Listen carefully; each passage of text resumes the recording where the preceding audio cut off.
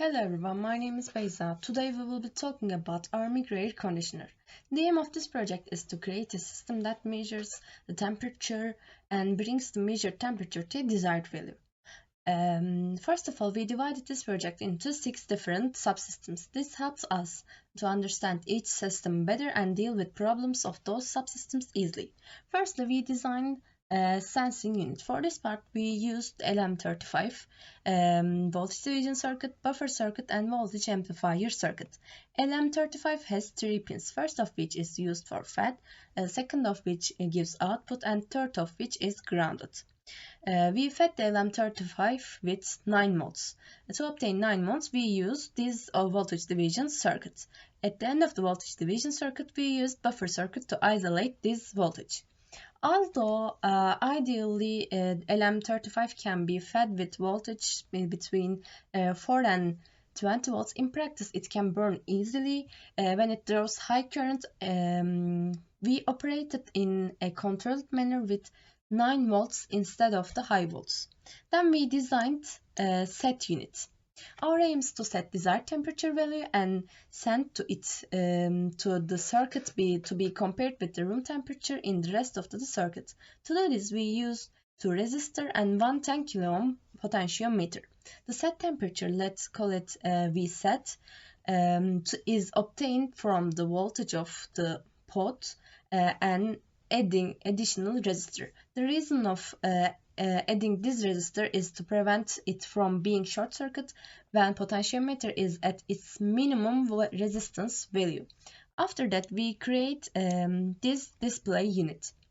Our aim is to display both measured and set temperature with different colors in the LED. For temperatures less than 30 degrees, blue LED was on. Between 28 and 36 degrees, green LED was on, and higher than 34 degrees, red LED was on. In this way, temperature values can be measured via LED. In some value range, that is 28 and 30 degrees, blue and green, and at 34 and 36 degrees, red and green LEDs are on at the same time. In this way, cyan and yellow colors were obtained.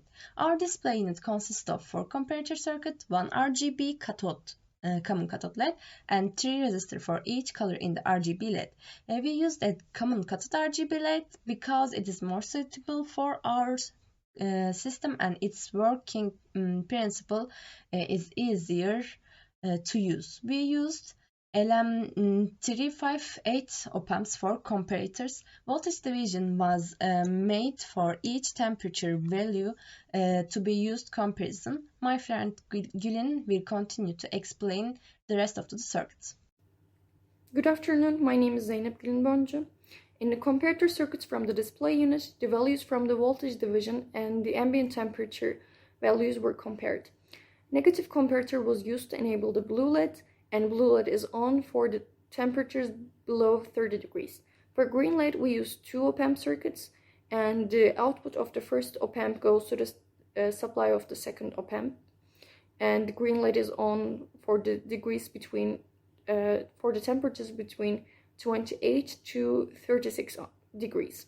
For the red LED, we wanted it to work for the temperatures above 36 degrees. After that, we designed a control unit. The operation of the control unit is similar to the comparator circuits in display unit. In the design of the control unit, we used a comparator and a 5-volt relay. When relay is activated, this means that the comparator gives an output different than 0, then the heater is on. When relay is not activated, then the cooler is on. The RGB LED on the display unit shows the measured temperature when requested and the desired temperature determined by the set unit when requested, thanks to a serially connected double-stage switch. Then the heater is designed. A 5-watt stone resistor was used for the heater. Since we used a 5-watt stone resistor, the ambient temperature can be heated quite easily. And for the cooler, we used a small fan. The cooler operates when the measured temperature is higher than the desired temperature. The purpose of the cooler is to cool down the measured temperature value until it reaches the desired value. In order to indicate the cooler and the heater are on, we used a blue and red LED, and we also connected a resistor connected in series to both of them. Our entire system has been created by connecting all of these subsystems to each other. Dividing the project into subsystems not only facilitated the construction phase, but also helped us to identify and solve problems more easily. Thanks for listening.